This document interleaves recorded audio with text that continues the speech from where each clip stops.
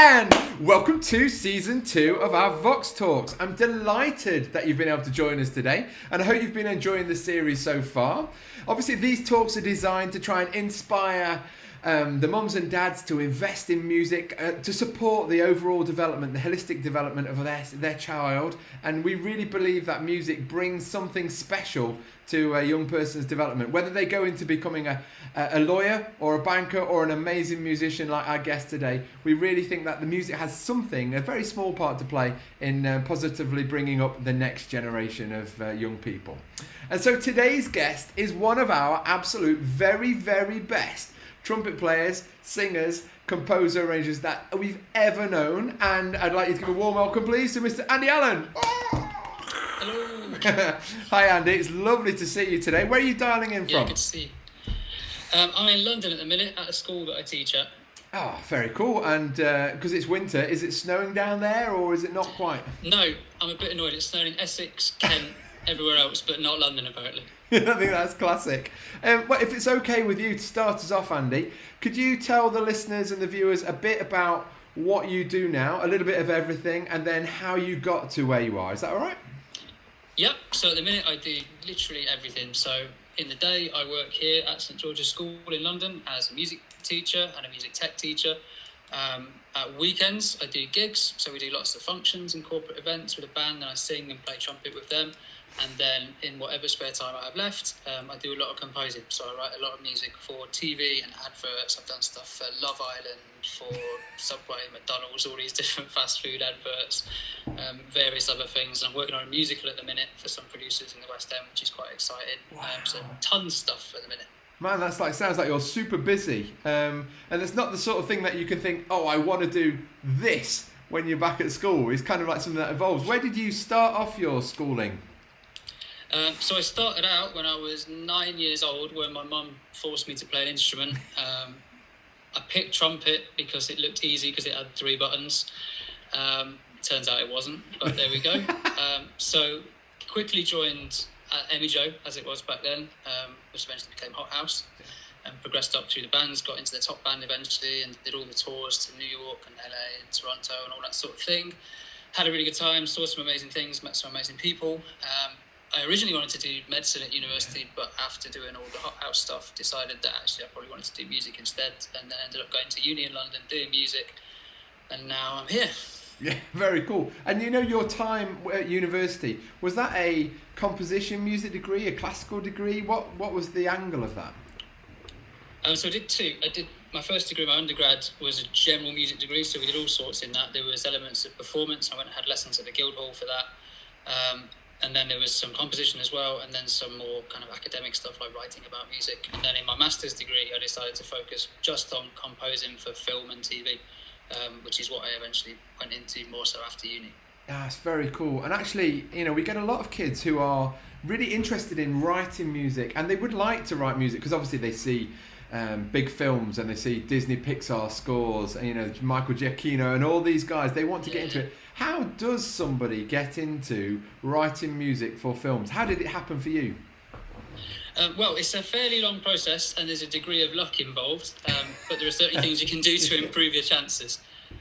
For me, it was just about kind of building contacts and putting my name out there, and it's kind of hard to kind of self-promote and put stuff on the internet and get people to look at it, but that's definitely the way to do it nowadays. And actually, I think in a way it's more accessible than ever because with technology as it is now, you can make amazing tracks just on your laptop. You don't need a big studio and a huge band to record or anything. Like, you can do most things on a computer now, so it's about making as much music as you can and putting it on the internet and trying to get the right people to see it. I literally got my first writing gig for TV because there was someone put an ad online, like desperately looking for trumpet players to play on an advert, and I said I can do that, and recorded his trumpet part. And then while I was in the studio with him, was like, this music's a bit rubbish, I reckon I could write something better. Do you want to collaborate on this? And we ended up writing it together, and then he became my agent eventually, and now we work together on lots of different adverts and things. Oh man, that's amazing. I think the thing that I'm taking away from what you're saying is that perseverance maybe is a key to a successful career in music or the creative arts. You know, you have to be able to just keep going at it, putting yourself in the right place, you know, putting your music out there, making contacts, working on the relationships. You know, would you say that holds true? Yeah, definitely. It doesn't happen overnight. It's about kind of building like a network of people who know you and anyone who might be useful, who might have gigs and stuff, and getting to know them and putting stuff online. And it takes a good few years to kind of build it up and kind of get known. But once you do, there'll be fairly regular work coming from a lot of directions. And it's about diversifying as well and not just doing one thing, particularly when you're starting out. You've got to be able to play an instrument, gig and teach and compose and whatever comes your way, really. Just don't turn anything down, basically. Yeah, always say yes. Always say yeah. Absolutely. If you had to, pick one thing that you liked the most, I know you enjoy the whole mix of it, but if you had to say the bit that really gave you the biggest thrill, what would that be? Definitely seeing something I'd written in a cinema for the first time. That was amazing. When I went to cinema and something I'd written came on, it was like, oh my God, that's cool. Yeah. And obviously, musically, all the places we went and the amazing people we saw with Hot House, so in terms of performance, we went and saw the Count Basie Orchestra. That was definitely one of the best gigs I've ever seen. All the other people we saw, like Gordon Goodwin's bands and all those guys in New York and stuff. Saw Wynton Marsalis as well. That was amazing. Some really inspirational people, which was great to see at such a young age to have that opportunity. Yeah, man. And I think for me, that little bit of inspiration helped carry me through some, the difficult bits of going to uni every day and thinking, what am I doing? I don't know where I'm going with all of this. And actually, I just knew where I wanted to get to in the end. So for me, it was I saw the Count Basie Orchestra at Ronnie Scott's and then I saw Maynard Ferguson at Ronnie Scott's. And these were the moments where I said, I want to be playing at 3 o'clock in the morning. I wish I'd seen Maynard Ferguson. I want to be in I'm so jealous. Yeah, I just wanted to be in a club at 3 o'clock in the morning playing with 20 other guys, just great music. It didn't really matter what it was. I just wanted that. And so that was my sort of inspiration. Can you think about a particular thing where you thought, I'm just going to do this. I'm not going to do medicine. I'm just going to do this. I love it. I think it was when we went to Toronto. That was the big one for me. Because I was at college at the time doing my A-levels and I was doing physics, chemistry, biology and all this really heavy stuff. And then we went on the trip to Toronto in the middle of that and saw all these amazing people. Saw Wayne Bergeron. Actually, it wasn't a gig. It was when we were going around all the stalls and looking at the different trumpet makes and stuff. And he was at the Shilky stall doing his warm-up on this Shilky trumpet. And I was like, oh my God. And everyone was just standing there watching and he was just screaming out these high notes, which I wouldn't advise as a warm-up actually. No. But he was doing it. And it sounded amazing. I was just I just want to do this. I don't want to do medicine or anything else. Yeah, I'm with you. I totally get it. And, the thing that we did, well, as a teacher or as an educator, we used to work so hard on trying to make the kids have a bit of fun, enjoy a bit of, enjoy the humour and learn how to get on well with each other. And I think perhaps one of the things we might be losing with all of this lockdown and screen time is that the kids are not as interesting or not as exciting because they're not having that regular interaction. When we were back in the day, I don't know if you've got any favourite memories for when we were back in the day, but we had a crazily good trumpet section, and there was, vulgar people, rude people, funny people, comedy people, quiet people. Nick Worrell, a great piano player, was just off the charts as a guy. But I mean, it really helped everybody learn that the world's made up of different people, and different things. And, you've got to be able to get on with, if you're working in a studio, you might not like the engineer or you might not like the guy who's doing the flute part, but you still have to kind of find a way to get along. And I think music does that. Have you got any particularly good memories from, obviously, there's a watershed here which we need to abide by. Funny you should mention Nick Worrell, actually. He's in a lot of my favourite memories. Probably the funniest one is in New York when we tied him up with fragile tape and left him in a lift for several hours. Not that I'd advise that to any members of Hot House. No, and to be fair, Nick definitely wanted to do that as well. So he was Nick was up for it, yeah. Nick was good. But as you say, it is really important to just have a bit of a laugh and get on with people, because 90% of being successful in music is getting on with people. If people don't like you, you're not going to get any work. So it's about being able to have fun and get on with lots of different kinds of people. Yeah, I totally agree. And I think we both still have an invite to Nick's 40th birthday, which he set up. We do. It's only 10 years now. He set up the link. I think it was an invite when he was, about 17, 16, something like that?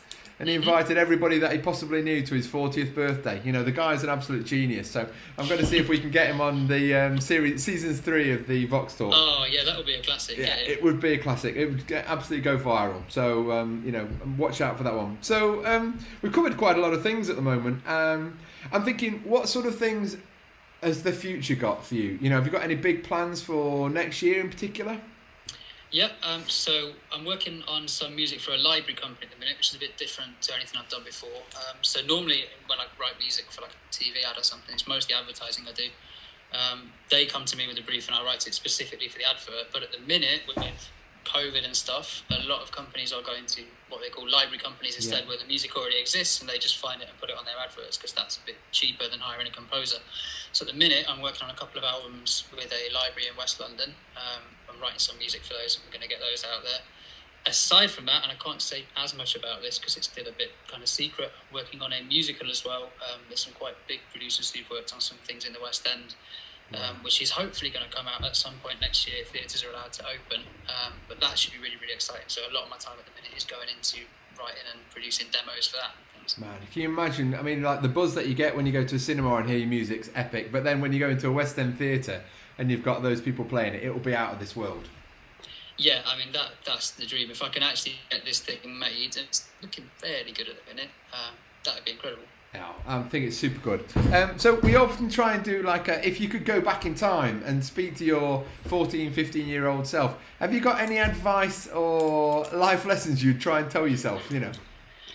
Definitely. I think what I said about taking every gig that comes, certainly when you're starting out, is really important. Like, there have been times where I've almost not taken work because it looks a bit rubbish, and then it's led to things that are like really, really good. And I always wonder, like, stuff I have turned down, like what would happen if I actually had done that? Like, I could have met someone who would have got me something amazing. So I think to any young musician and to myself, I would say, like, any gig you can get, like, even if it's like 50 quid in a pub somewhere, like, take it, because you never know who's going to be there or what's going to come of it. Like, just take every opportunity you can get when you're young, definitely. Yeah, I think that's good. And what I was really impressed with when we were talking about this earlier is how that you were quite happy doing the vocals as well as doing the trumpet. Now, what made you feel so confident and like you could do it? You know, where did that come from?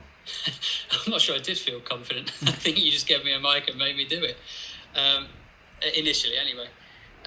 Yeah, I kind of just got pushed into it because I did it a bit at school and then everyone at Hot House heard about it and everyone made me do it. So eventually, though, when you get over the fear, it's quite fun and a bit of a change and nice to have a rest from trumpet. And important as well as a musician to diversify and play and do as many things as you can, because if you can't get a gig on trumpet, you might be able to get a gig on vocals or something else. So it's good to have a few options. Man, I absolutely think that's super key to everything that we do. And if, like, our young musicians now, because we've got them all the way around the country, we're interested in knowing a bit more about you, is there a way that they can follow you on socials, or, you know, how do they get about contacting you or, you know, following what you do? Yeah, at the minute I'm kind of working on a website which isn't completely finished yet, but that should be up in the near future. In the meantime, most things I do end up on Instagram, so if they follow me on that, I can't actually remember what my Instagram name is now. This is terrible, I'm talking about self-promotion. But if you can put a link or something. Yeah. I will. I think it's the one thing that musicians or British musicians don't do very well, is that self-promotion. You know, I'm thinking about the Americans we know. I need to improve. You know, the Americans are too much. It's awful, isn't it? We are so reserved. But I'll make sure we share the website and also the Instagram handles. And I wish you all the best for the rest of the year. I think it's going to be a really good year for 2021. And keep us in touch. And with a bit of luck, you might even be able to find a bit of time to come and visit the guys in one of the bands and give them a session next year as well. Is that okay? Oh yeah, that'd be brilliant if we can. Brilliant. Well, on behalf of everybody at Hot House, thanks very much for joining us today, Andy, and thanks to the mums and dads and who's been watching to have a listen to the story of our alumni. We think it's really important that people build up networks and they share their success with the next generation. And if you want to find out more about Andy, you know, just drop me a line and we'll make sure that we get you connected to him super quick. Thanks very much, everyone. We'll see you again soon. Bye now. Thanks.